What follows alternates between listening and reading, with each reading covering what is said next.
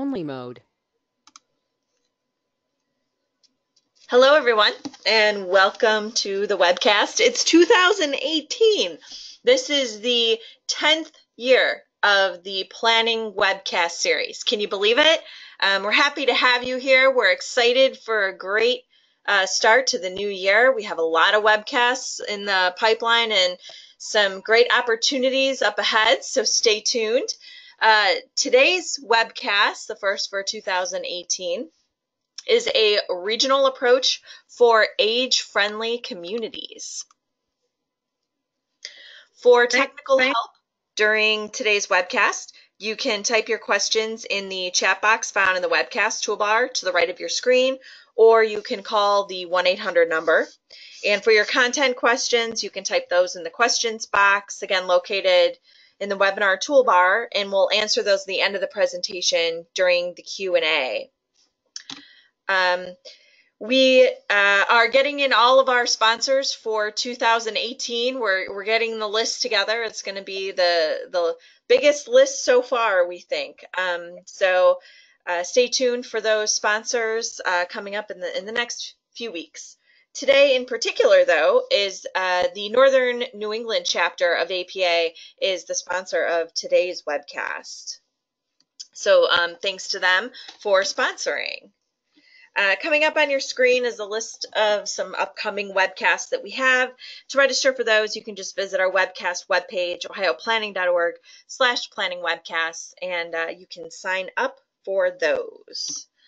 And if you saw on the screen before, the CM status for all of our upcoming sessions are currently pending. Because of it being the new year, all of the chapters and divisions have to re-up their CM status, and that can take a week or two. So I will be emailing everyone once you are able to go in and log your CM your CMs for this session. And to do that, you'll just go to planning.org, log into your My APA account, search for CM activities, or you can, just type in the name, the event name, and the number of, and or the name of today's webcast, both of which can be found on our webcast webpage. And we're hoping that this webcast will be approved for 1.5 CM credits. That will be for live viewing only.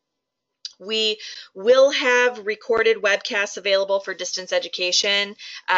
Again, we're just in the process of getting all those forms filled out so that we can get you distance education sessions that will be available. So stay tuned, take a look at our website, or hey, like us on Facebook, Planning Webcast Series, and you'll receive up-to-date information on our sessions and when things will become available to you, like distance education sessions, etc. So go ahead and like us on Facebook. And we are recording today's webcast. It will be available on our YouTube channel. You can just head over to YouTube and search Planning Webcast, and it'll pop up. And we'll also have a PDF available at ohioplanning.org/planningwebcast, again, our webcast webpage, and that'll be available at the end of the session. And I think because I was so excited to introduce our first session of 2018 that I forgot to introduce myself. For those that don't know my voice, I'm Christine Dursey Davis, the Executive Director of the Ohio chapter of APA and Chair of the New Urbanism Division, and I am your webcast moderator. All right, so with that, I'm going to go ahead and turn it over to today's presenters to get us started.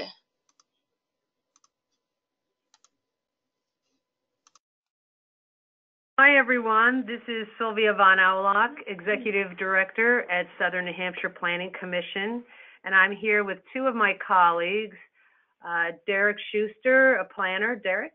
Hello. And Maddie Giano. Hello. And we're going to present our age-friendly community program. First, I really need to acknowledge our funders, Tufts Health Plan Foundation, and also contributions from AARP, New Hampshire Department of Transportation, and support from Manchester Health Department. We've had much collaboration with existing agencies throughout New Hampshire, and we'll talk about all those throughout the program. A little bit about how this program started and where the idea came from. Actually, it was back in the spring of 2015. I was lucky enough to be at the APA conference in Seattle, Washington, where I heard for the first time representatives from AARP National talk about age-friendly communities and their 8 domains of livability. If you haven't heard of that, I really encourage you to Google AARP and 8 domains of livability, their whole age-friendly toolkit. It's a wonderful program. But their message of working with communities to ensure that services, opportunities, the built environment was geared around for all ages, and I think their slogan is from 8 to 80, really rang home with me. And with assistance from staff from Southern New Hampshire Planning Commission and our funders, our Becoming Age Friendly program began. We began to ask ourselves questions like, how are communities preparing to serve the needs for growing senior population? I'm not sure if it's the same where you're located, but in New Hampshire, our senior population is growing rapidly. Another question we wanted to know was, how can we attract young adults in our region? While our senior population is growing, what we have found is that the young adults in New Hampshire are leaving the state soon after they graduate from college. Another question we had was, do residents, both senior and millennials, realize the programs, services, and age-friendly businesses within their own communities and within the region? And of course, were there synergies and opportunities that really melded for both of these populations? And then finally, one of our questions was, how can our region better unite to create collective solutions? Now, for those of you who are not too familiar with Northern New England, I threw in this map just last night of New Hampshire and our region. So let's see if my mouse comes up. It does. So on the smaller map, outlined in black, is Southern New Hampshire Planning Commission's 14 communities, and they really range in size. The smallest, Francistown, is around 1,500 in population, the largest, Manchester, around 110,000, but many of our communities are in that 5,000 to 10,000 range. One other thing, if you're not familiar with regional planning commissions, Southern New Hampshire Planning Commission is one of 9 in the state, and all of the regional planning commissions assist their different communities, and we just happen to have these 14. So a little bit project overview and what you'll hear today. So phase 1, I'll be talking mostly about phase 1, which was really a review of town assets, opportunities, and roadblocks regarding community infrastructure and programming for millennials and seniors. Throughout this whole program, we'll be talking about millennials and seniors. That was one of the unique aspects of this particular age-friendly program. Derek will be talking about the business assessment work, and Maddie will talk about a library assessment that happened, as well as phase 2 and where we are in that. Phase 2 was just a quick overview.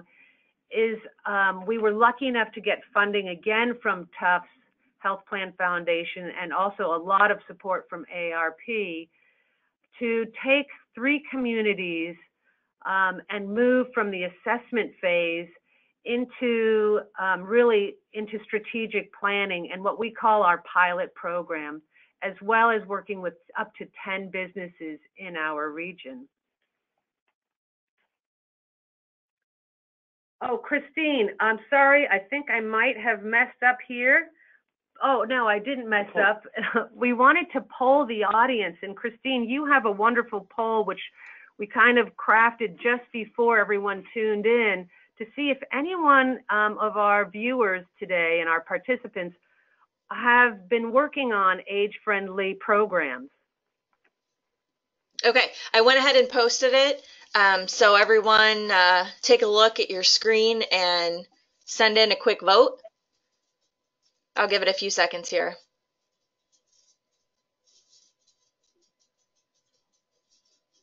And the question is, I'm not sure if if the panelists can see this. Are you currently working with a community looking at age-friendly issues and solutions? And it's yes, currently, no, or no, but planning to. Okay, I'm going to go ahead and close it and show the results now. So it looks like 34% of our attendees are yes, they're currently working on age-friendly issues and solutions. 48% no, and 19% no, but planning to. Okay. Awesome, wonderful. That's really helpful, and I hope that we can, create some outreach from that. All right, back to the program. So project tasks. So one of the things that I wanted to quick review was what was this project? What were the tasks that really started off? First, organizing a stakeholder team. We wanted to make sure that we had community representatives from the multiple agencies to help guide our phase 1 assessments. Second, we wanted to work with existing agencies. We want really to acknowledge existing work that's happening throughout our region, but also to better coordinate our age-friendly work. The two acronyms here, Mr. ACOA and AHA.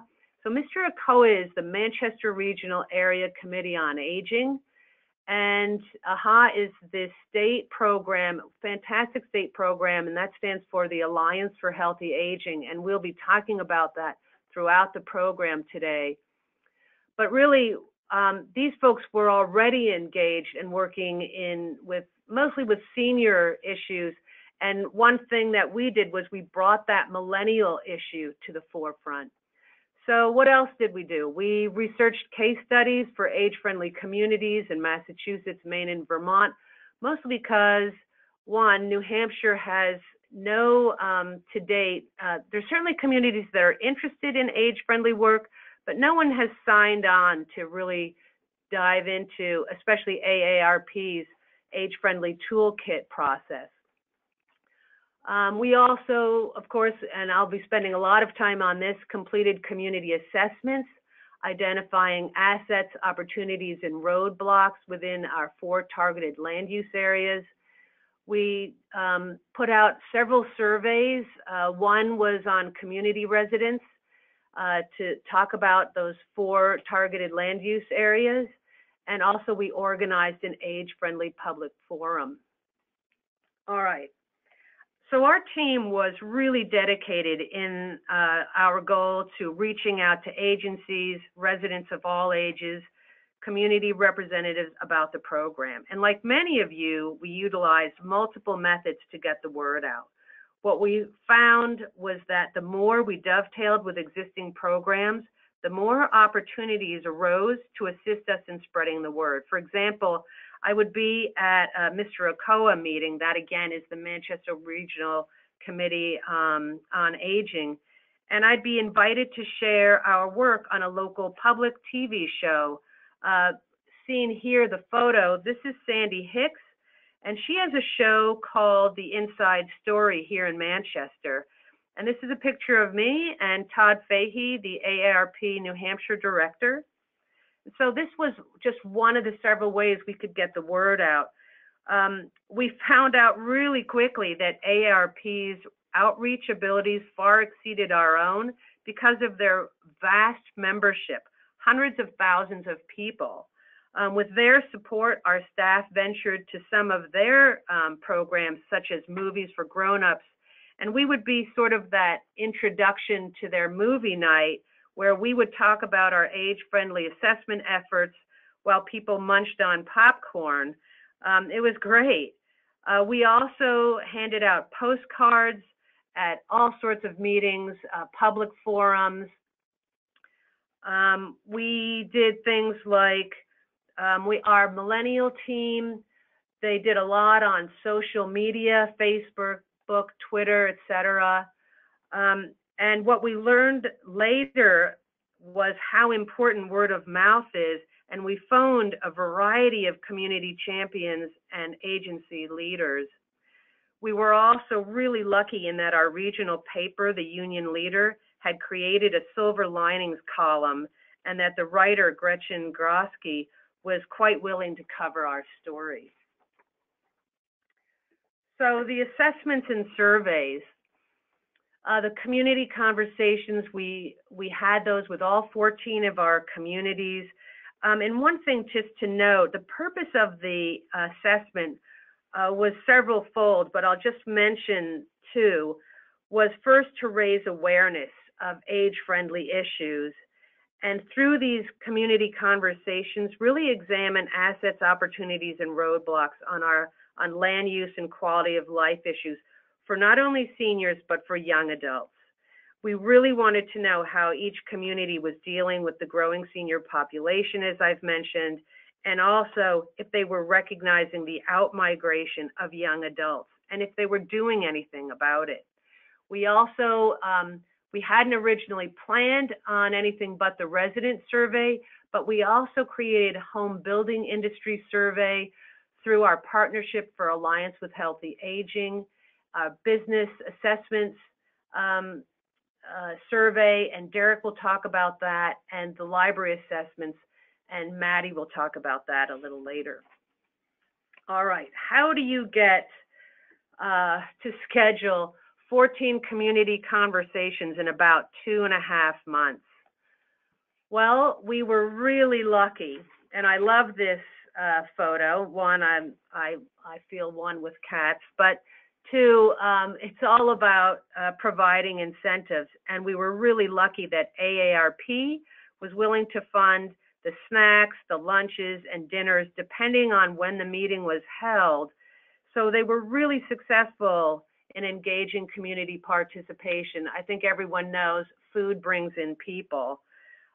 We also were lucky that we had community champions in almost every community, whether that was the planner, the town administrator, or a volunteer who rose to the challenge to bring in participants. So this is a picture that depicts our first community conversation with the town of Auburn, and I'll point that town out. So here we are in Manchester. Auburn is right here, and although it's neighbors Manchester at 110,000, the community of Auburn is just under 5,000 residents. So a smaller community.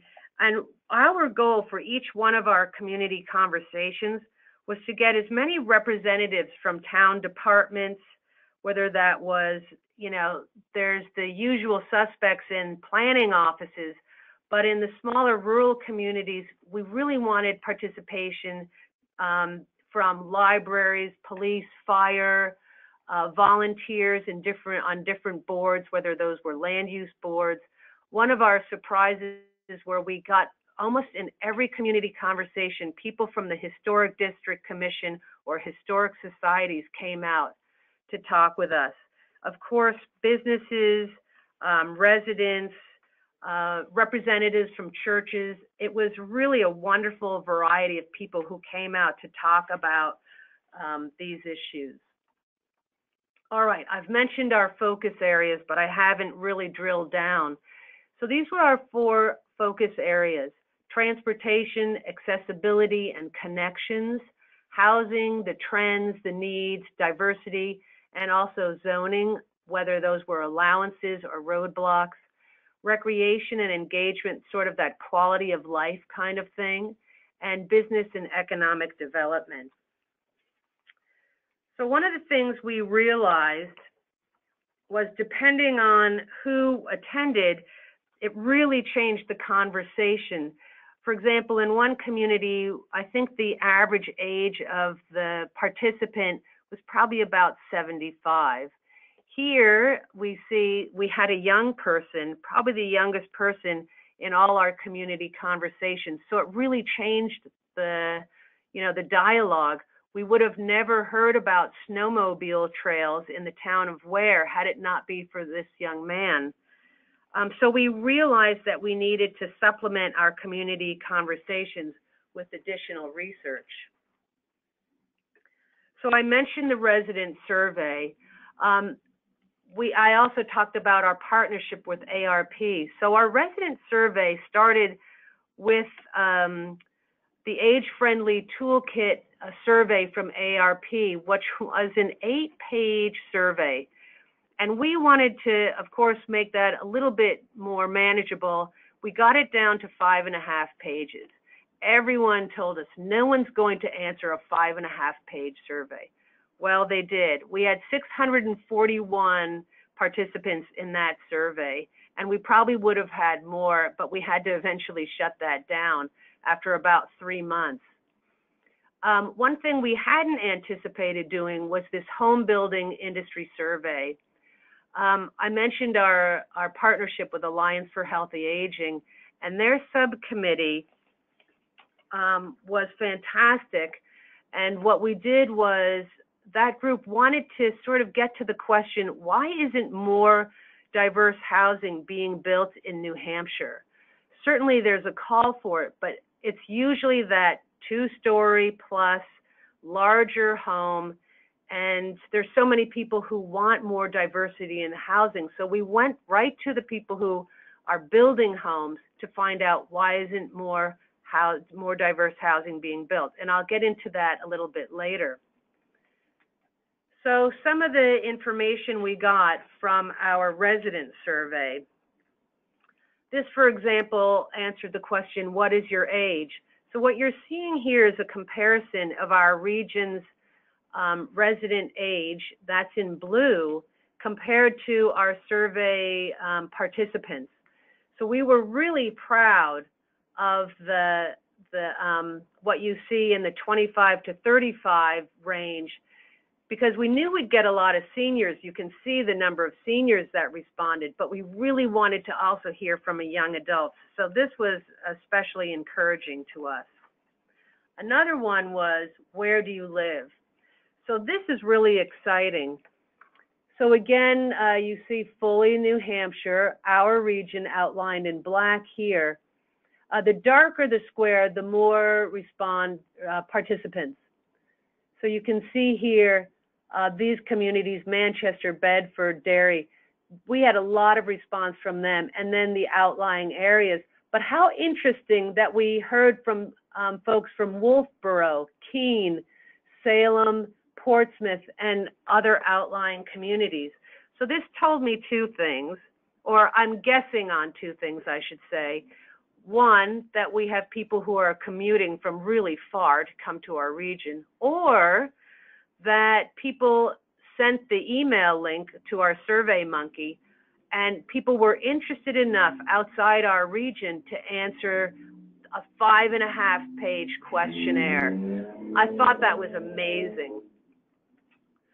So another question, are in-home services assistance available in your community? So we did ask quite a few questions about services, although it wasn't something that we focused on too much, but on our resident survey, we sure wanted to know about it. Interesting that, yes, a lot of people were, but look at how many people were unsure about in-home services. Next slide. This one is one of the slides that we go to all the time. What concerns you most about aging in your community? Here, what you're going to see is we separated the answers between millennials and seniors. So in green, the top bar is the response from millennials, and underneath in purple is our response from seniors. Remember up front, we wanted to know synergies and between millennials and seniors, and certainly you can see it here. Transportation was the #1 issue. Number 2, interestingly enough, recreation, engagement, that quality of life thing. Number 3 was housing. And then you can see where differences sprout up. Medical services. Certainly seniors were much more interested in that. And then you can compare that to the last one, jobs, where certainly millennials are more interested in jobs. But we love this quote, we need more transportation and housing options. once that's worked out, everything else falls into place. I love that. All right, the next series of slides is sort of that drill down again on our 4 topic areas. And what you'll see is the first part of it will be what works well. And then we get into some of the supportive documents from our survey, as well as what didn't work so well. So what were some of the roadblocks? So let's start with transportation. Not something that we have throughout our region, but certainly we can boast in our more urban areas is reliable, affordable, safe, fixed route transportation. So that's something that worked well. Secondly, many of our communities boast wonderful walking trails. Certainly some of those trails are wonderful in that they link downtown to maybe the library, like in the case here, this bridge in a rural community of New Boston, and that links from their downtown to their library. Also Manchester just started this new bike system, and so that's been very, very, very good in our region. So some of the supportive document regarding how people felt about communication. This was again in our resident survey. And the question was, how would you rate your community's transportation options if you were unable to drive? Something we heard throughout our communities, if you don't drive, you can't exist in this town. We heard that a lot. This graph is complicated and I apologize, but let's dissect it a little bit. So on the left is the response from millennials to this question, on the right to seniors. But what you really see here is that between very poor and poor on both, so very poor, poor for millennials, and here for the older adults, that's how they felt about transportation options. So we heard a lot about, not having good sidewalks, not having enough transit choices, all those sorts of challenges. Second topic, housing. What works well? So we're lucky enough in some of our more urban communities that they have the allowance to build something other than single family. You can see the breakdown in our region between single family units, 2 to 4 unit structures, multifamily, and then mobile homes and other types of housing units. So in some of our more dense, we have that allowance to build 2+ unit structures. Something that we heard from a young woman in the town of Hooksett, if it wasn't for the duplex we bought here, we couldn't have moved into our community. We were really interested in as we talked about housing, to know about what people had for housing. So here was a couple of questions I sort of merged into one. If your home has multiple levels or outdoor entry steps, have you considered modifying your home so you could age in place? One of the unique features in New England is that much of our housing stock is 2-story and more. And I wanted to know if people wanted to modify their homes. So you can see here, no is the predominant answer, whereas on the right, you can see a small percentage, and this is around 9%, have single level living. Look at outside steps, 2-level, multi-level, and only about 1% had elevator. So we know that the predominant type of housing stock here has multiple level, yet not too many people are really coming to terms with modifying their homes, even though we know that people want to age in place. So roadblocks, what did we hear? Often what we heard, and this is obviously from a senior, I own a big home, I'm 66 years old, New Hampshire has nothing for me, it's so expensive. And on the other hand, from a millennial, I'd love to keep living here, but there really aren't very many affordable options for young adults. The question here, whether you wanted to move into your first home or into a smaller home, does your community offer appealing alternatives? So you can see about a quarter of the people said yes, the rest were no or unsure. Another question we asked, oh, sorry, thanks, Derek, you just pointed out. You'll all see this notation, home building industry survey. So again, I mentioned we wanted to get to the question, why wasn't there more diverse housing being built in New Hampshire? So we went right to the people who are building homes. And this was part of their survey, all of this, mind you, online via SurveyMonkey.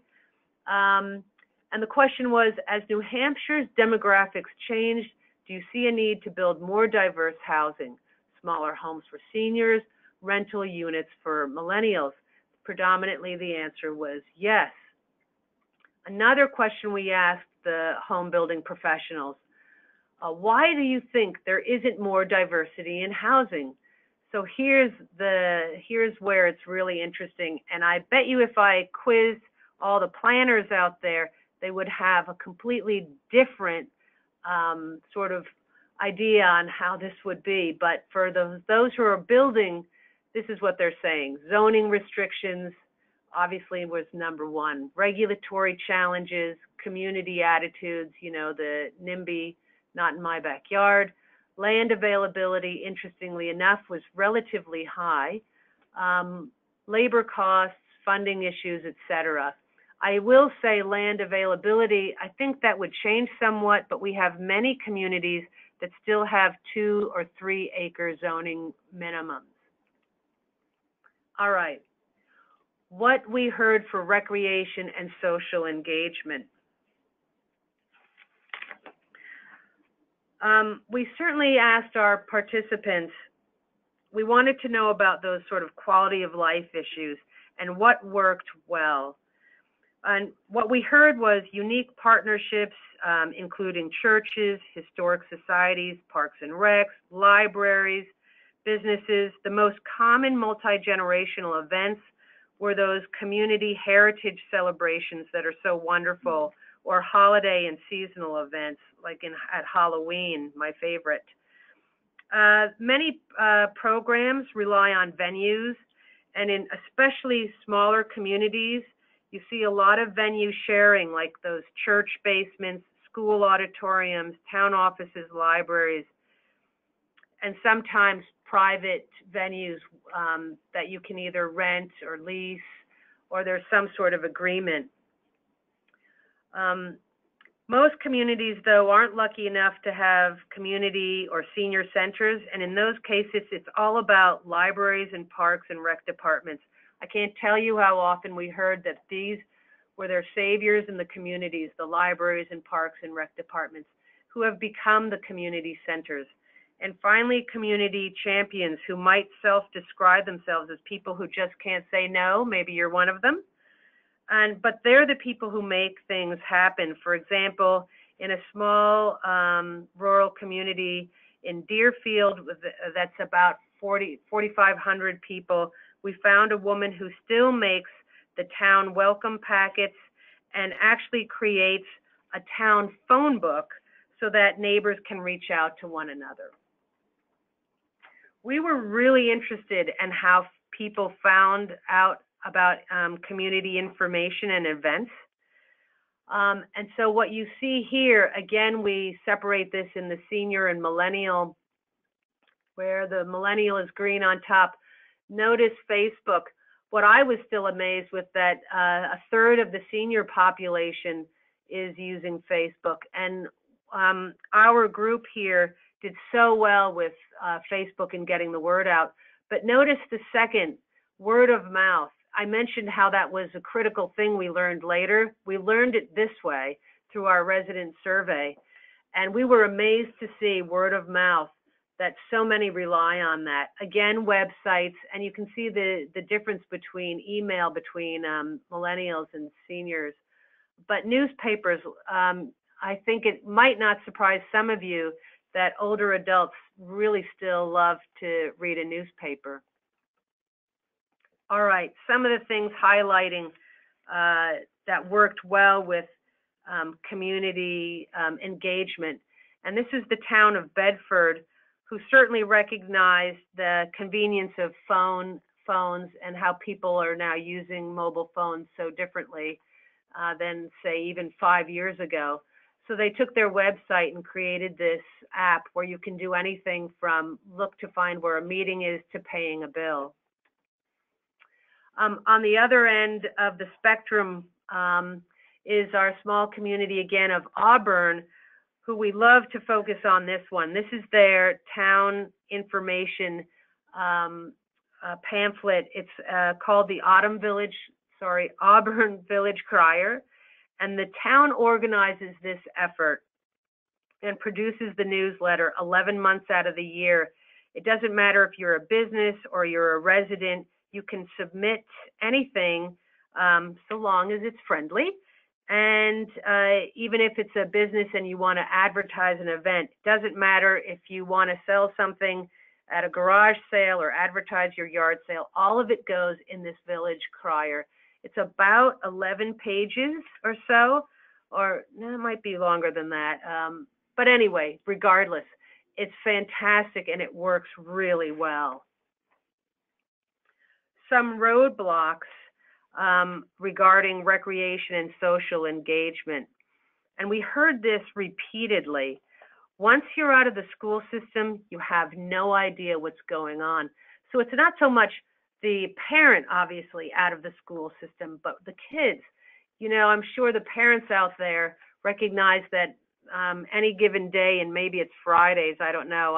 I'm only a parent to a poodle who never comes home with any paperwork, although I don't know what he does all day. Anyway, sorry. I couldn't resist that one. But yeah, so the problem is once those kids are out of school, nothing's coming home to the parent so that they don't know what's going on. So people really want to know, have that one sort of stop shop on what's happening in town. The fact that there's no senior center or community center, we heard a lot about. No meeting place, no shops. Everyone either wants to meet for coffee or for a beer. I don't know what it is about drinking, but it's either coffee or beer. But wanting more place to meet with friends. And in general, not enough venues, not enough meeting space.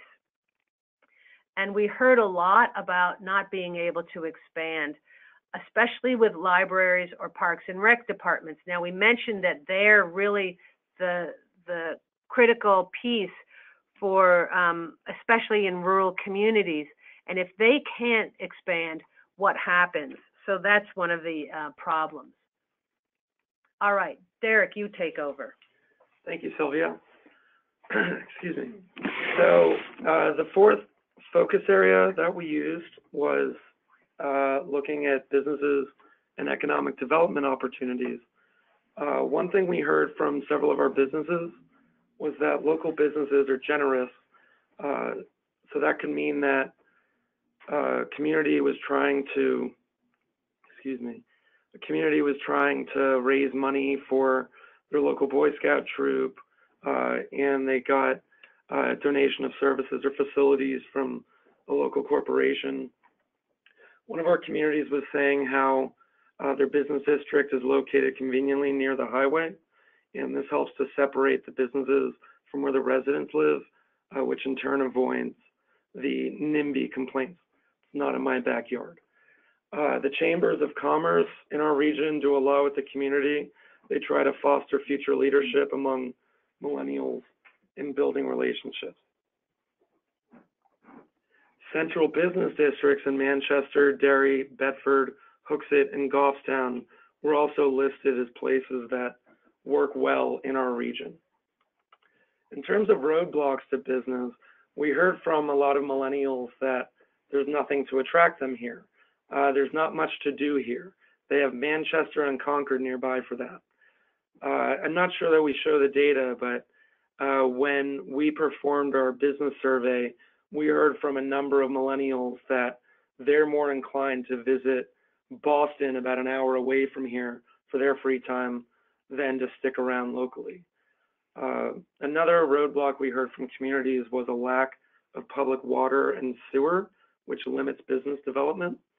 Minimum area zoned to allow for businesses was a challenge. Lack of comprehensive economic development strategies, such as a corridor plan through most of the communities in our region. Access to economically active areas like Boston via rail service could improve the state's workforce and livability.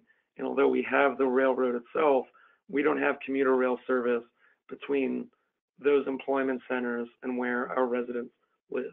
And finally, lack of high-paying jobs in our region. To quote another resident, "Not in my backyard" is alive and well in fill in the blank. Now, for our business assessment, we actually partner with Southern New Hampshire University, as well as in-town Manchester, and other local business organizations to perform these assessments.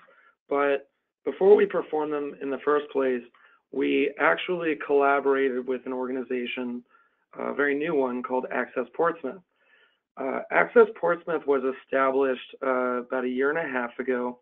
It was founded by Todd Hansen, principal architect at JSA Architecture, Inc. in Portsmouth. Todd used to be a marathon runner about 10 to 12 years ago, very physically fit and active person who, when friends or family would come to visit him in Southern New Hampshire, he would love to show off the city of Portsmouth and all of the great restaurants and vibrancy in his community. Unfortunately, Todd was stricken with an illness that's left him restricted to a wheelchair, and he's not actually able to speak any longer. And one of his greatest frustrations upon this new life he needed to adjust to was that he couldn't frequent a lot of the restaurants or businesses that he was used to showing off. And a lot of the time he realized there was just a mystery to accessing them. And in realizing that, he and colleagues established Access Portsmouth to take the mystery out of accessibility in historic Portsmouth, New Hampshire. What they do is they look for 4 things on visits to different restaurants in the city. Is parking accessible to the entry? Can you get into the door of the business? For that, they were just looking to see if it's 32 inches wide and has a flat surface or ramp. Can you use the facility with ease? That means, are the tables spaced far enough apart and are paths free of obstructions? And finally, is the bathroom accessible? Does it have a flat entrance and sufficient area for someone in a wheelchair to use the toilet or sink? If it's on a different level from the level you're on in the business, is there elevator access? So with that in mind, we actually went out with Access Portsmouth to look at a few restaurants and facilities in their city. For this restaurant on the top left, notice how the tables aren't high tops, but are actually at a nice mid-level height that a wheelchair could pull up next to. Down here, a simple staircase was able to integrate a handicap accessible ramp in its landscape design to improve mobility for people bound to wheelchairs in the city of Portsmouth. And finally, this was a role model example of a bathroom at a restaurant in the city of Portsmouth that had the handlebars, was well lit, and plenty of space for someone in a wheelchair to navigate. Not only is it navigable, it's also pleasant to look at. Just because something is handicap accessible doesn't mean it can't be designed with aesthetics in mind. So with that and other features for best practices at age-friendly businesses in mind, Southern New Hampshire planning staff worked with students from Southern New Hampshire University and willing businesses to conduct age-friendly business surveys. We went to over 20 businesses in the main business district of Manchester along its Elm Street corridor. One of the principal things we looked for was which accessibility features our businesses provided. We were very surprised to see that nearly 9 out of 10 businesses actually have a flat entryway. as well as wheelchair accessibility. And about 2/3 of our businesses had accessible bathrooms with bars and easy to read signage with big letters. One area that we realized we can improve upon is tactile surface and braille signage improvements.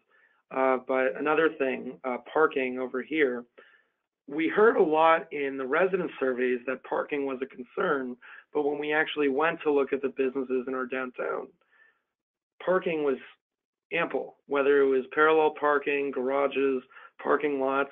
It might be something you need to pay for or walk just about a half block further, but parking was available in our region. Transit, on the other hand, as we learned from the transportation survey, was an area where we can improve. From that, I'm going to pass along the mic to Maddie, who's going to talk about the library assessment portion of our program. Great, thanks, Derek. So the Southern New Hampshire Planning Commission partnered with the Manchester Regional Area Committee on Aging to send secret shoppers into libraries in our region to conduct library assessments. Libraries were visited in the towns of Auburn, Bedford, Goffstown, Hooksett, Manchester, and New Boston. Surveyors rated libraries on accessibility, amenities, technology, and how well the library's programs catered to both seniors and millennials. So one of the first questions on the survey asked surveyors to rate the libraries on accessibility. From the survey results, 100% of the sample of libraries offered an accessible bathroom with support bars. 90% were wheelchair accessible, and 85% had flat entryways and non-slip surfaces. Areas where we see room for improvement are in transportation options and signage, specifically braille signage. Only one library in the sample offered a transportation service to and from the library, and this is Manchester's library with the city's transportation service, MTA, also known as Manchester Transit Authority. And only one library offers braille signage for visually impaired patrons. Next, the surveyors were asked to rate the libraries on the types of amenities they offered. 100% of the libraries offer indoor places to sit, large print book selections, and computers. Most of the libraries offered outdoor places to sit, diaper changing tables, and bag hooks in the bathrooms. Amenities that were not common in the sample of libraries were computers with vision enhancement, suggestion boxes, and complimentary food or coffee. The next question on the survey asked surveyors to evaluate the library's programs and note which ones might appeal to seniors. 100% of the libraries offered some sort of book club, of course, and the majority offered movie screenings, arts and crafts, board games, and knitting. Few libraries offered programs and classes on tax assistance or information on scams. This is important to note because these programs are becoming more of a demand as internet scams are increasingly targeting seniors. Surveyors were also asked to note which programs libraries offered that would attract millennials. Many of the libraries offer speakers on various topics such as family health, parks and recreation programs, and state agency updates. Many libraries have family and intergenerational activities such as family reading programs and events, the ability to access databases from home, as well as the ability to access libraries' full catalog of ebooks, music, and movies via smartphone or device just with an app.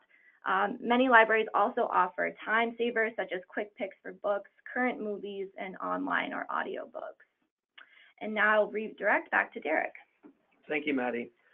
So our phase one of the program culminated with an age-friendly community forum that we invited all of our stakeholders as well as our 14 communities and featured a panel of experts in each of our focus areas. We also featured a presentation from our sponsors for the event, AARP New Hampshire, where they spoke more about their network of age-friendly communities. The presentation also included presenters about what millennial housing tastes are, as well as what housing needs are for seniors. And among the stakeholders, we had our MTA, Manchester Transit Authority, Manchester Boston Regional Airport was on site, AHA, Mr. ACOA, OLLI, the Osher Lifelong Learning Institute, and the panel was an excellent opportunity for experts to field questions from the audience about different characteristics and topics highlighted from our assessments in all 14 of our communities. Over 100 people attended, and it was a very well received event, and was the springboard for what ultimately led to the next steps of our program highlighted in phase 2. Now, phase 2 of our program, which commenced this past fall and summer, is to work with up to 3 communities from the Southern New Hampshire region and 10 businesses to utilize their assessments and create an age-friendly strategic plan. Moving forward from assessment to strategic planning was highlighted in our grant. We are looking to create outreach plans, including presenting our findings to municipal decision makers, working with stakeholders on determining pilot communities and businesses, and finally guiding businesses and communities to becoming more age-friendly. This process began in the late fall when we went to all of the communities in our region except for one in order to speak to their boards of selectmen, where we made a more abbreviated presentation of our findings and explained to them the benefits of age-friendly strategic plans. We also created video and other social media content in order to engage residents and business owners from across our region on the benefits of becoming age-friendly and that they have an opportunity to work with Southern New Hampshire in order to create these plans together.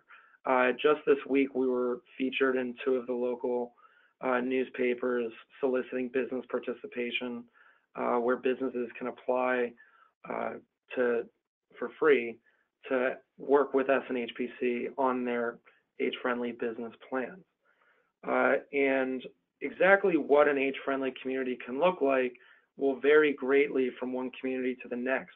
And to talk more about how those communities could look, I'm going to defer back to Maddie. Great, thanks, Derek. So one of the many resources we've been utilizing throughout phase 2 is AARP's Age-Friendly Network. AARP's Age-Friendly Toolkit offers guidance for how to develop an age-friendly strategic plan that is unique to each individual community. AARP's Age-Friendly Network is currently made up of almost 200 communities in 39 states across the U.S., spanning from Maine all the way to Hawaii, and that number is growing every day. Being a part of AARP's Age-Friendly Network simply means that the community's elected leadership has made the commitment to work toward making their town or city a more livable place for all ages. So we've chosen to look at some of these communities in this network to see what they've done to become more livable, age-friendly places. One of the first places we researched and found was Newport, Vermont. Newport is a very small city. Its population is just under 5,000 people. And the city adopted an age-friendly strategic plan in 2015. Since the introduction of this plan, along with some other community development initiatives, the city is undergoing rapid economic development. It's revitalized its downtown. It's established several successful intergenerational and community activities. For example, a citywide community garden, which brings community members together. And these are the city's action plan goals. And we see that the top 3 include increasing access to town information, improving outdoor spaces and buildings, and improving public transportation options. We chose to look at Newport, Vermont because it is a small rural community, much like many New Hampshire communities. 70% of New Hampshire communities have populations of 6,000 residents or less. So we thought this was a great case study to look into for creating age-friendly strategic plans. Moving away from New England, we looked at a community called Auburn Hills, Michigan for a more suburban example. Auburn Hills joined AARP's network in 2013 to address a growing aging population as well. A few of the community's key strategies for becoming age-friendly include creating an age-friendly housing guide that incorporates universal design features and new housing units, improving bike paths, trails, and overall walkability throughout the community. And again, we see improving transportation options as well as increasing access to town information among older residents. Some differences we see here are some volunteer and community activities, such as establishing a Neighbors Check on Neighbors program and partnering with stores to provide deliveries for homebound residents. And last, for a more urban example that's comparable to some of our more urban communities here in New Hampshire, we chose to look at Salem, Massachusetts. Salem is also experiencing a demographic shift in its community. Not only does it have an active senior population living there, but many seniors are drawn to Salem because of its historic amenities, active waterfront, downtown, and walkable community. Because of Salem's urban nature, its action plan items do focus a lot on improving transportation, walkability, sidewalk, and intersection safety, etc. Salem's age-friendly plan is similar to both Auburn Hills and Newport in that it aims to address housing, transportation, outdoor spaces, but we start to see some differences in the goals presented, such as respect and social inclusion and promoting relationships between generations to offset stigma related to aging. So we've looked at quite a few age-friendly strategic plans across the U.S. Maine currently has 44 age-friendly communities. So we've looked at quite a few there, including Portland, Saco, and Biddeford. But we've also looked at places such as Alexandria, Virginia, and Boston, Mass. And what we've learned is that many communities' age-friendly plans in the AARP network are similar and follow similar frameworks, but each community is able to address its own needs and concerns. The point of the AARP toolkit and network and the Becoming Age-Friendly program is that it's not a one-size-fits-all program. Each community adopts strategies and action plans that are unique to their own communities. And with that, I will turn it back over to Sylvia to wrap it up. All right. So we list here some of the resources. One, of course, our own website, AARP. But if you just Google Alliance for Healthy Aging, Engaging New Hampshire, Manchester Health Department, Tri-State Learning Collaborative on Aging, or Tufts Health Plan Foundation, you'll find a lot of information. And of course, we want to thank all those who have been involved, our participants, and of course, our funders, AARP, Tufts Health Plan Foundation, and New Hampshire Department of Transportation. And of course, we want to thank Ben Frost from our own state APA group for inviting us, and also to Christine for hosting us today. And we'd love to answer some questions. Great. Thank you. So folks, if you have questions, you can go ahead and type those in the chat box in your webcast toolbar. Towards the beginning of the presentation, think back there, and when you were talking about the study that was conducted, are there any colleges in the study area? That's the first question. Yes, we have we have several. Southern New Hampshire University is probably the largest, but we also have University of New Hampshire's Manchester campus in Manchester, St. Anselm College, which is in Goffstown on the border with Manchester. SNU, SNHU, actually has a few campuses. Their principal one is in Hooksett on the Manchester border, but they also have their downtown campus where they mainly run a vast online program. Fun fact about Greater Manchester is that we're actually the largest college town by student population north of Greater Boston. Okay, thank you. And what is the median housing price in the study area? I don't have that on hand, but if I had to guess, I think it's around $250,000. Yeah. It's lower than the national average, and that's one of the features about New Hampshire that's attractive to home buyers, is that it is more affordable than a lot of communities in Massachusetts, for example. We actually see a number of commuters from Southern New Hampshire into the Greater Boston employment market. That said, we do see higher property taxes in our communities than people might see in communities elsewhere. Thank you. Can you elaborate on outreach to businesses to create age-friendly environments in respect to more suburban communities? Yeah, so I mentioned that we worked with a couple of the chambers of commerce. The Manchester Chamber of Commerce the Greater Manchester Chamber of Commerce, although principally affecting businesses in the city of Manchester, does also broaden to businesses outside of the city proper, to more of our suburban and rural communities. And then there's also the Greater Derry and Londonderry Chamber of Commerce. Derry and Londonderry jointly have, I want to say, about 40,000 residents combined, and a lot of the other communities in their area with businesses only have like 5,000 to 10,000 residents apiece. So they've been excellent partners in this effort. There's also different business groups in some of the communities to our west. Some of the stakeholders we've worked with are from the economic development planning offices of their respective towns and have local ties with their communities as well. Thank you. Okay, next question.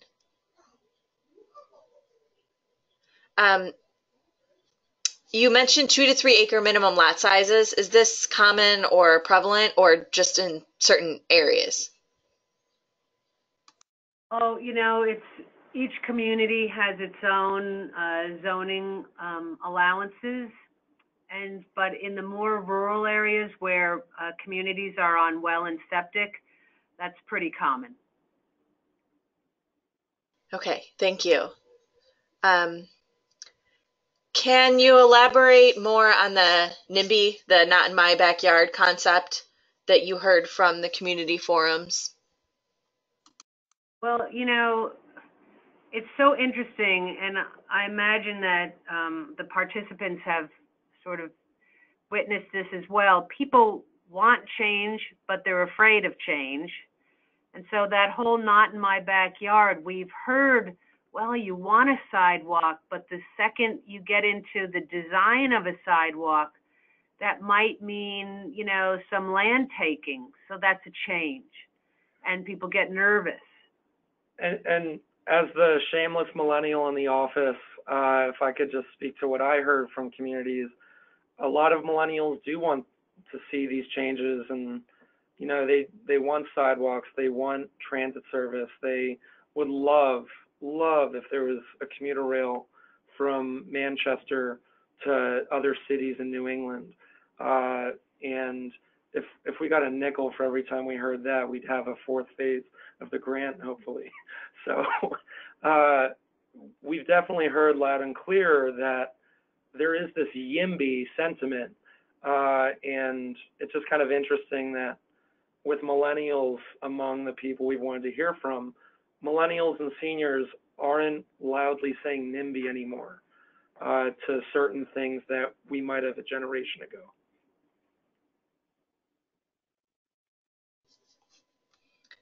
Great, thank you. Next question. Going back to one of the first questions about colleges. Are there any thoughts to coordinating the campus programs, meeting areas between the college students and the seniors?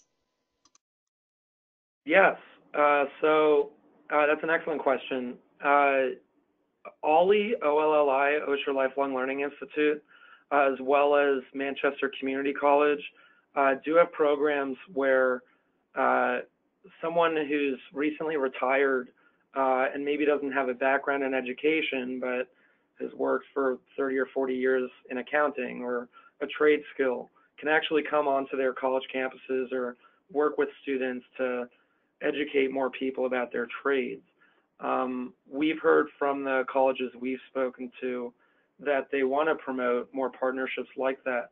In several of the communities in our region, their libraries in particular have been champions of having opportunities for young people and seniors to learn from each other. So kind of the reverse of that question, we've had programs, I think, in the town of Windham where students from the local high school can earn community service hours by teaching seniors at the local library how to use a computer, how to access email, how to create a Facebook account to engage with their neighbors or their families. And I think colleges are definitely stepping up more on that front as the region continues to gray. That's great, thanks. What were the age-friendly business achievements? The education, access to businesses, getting businesses to host meetings, bathroom renovations.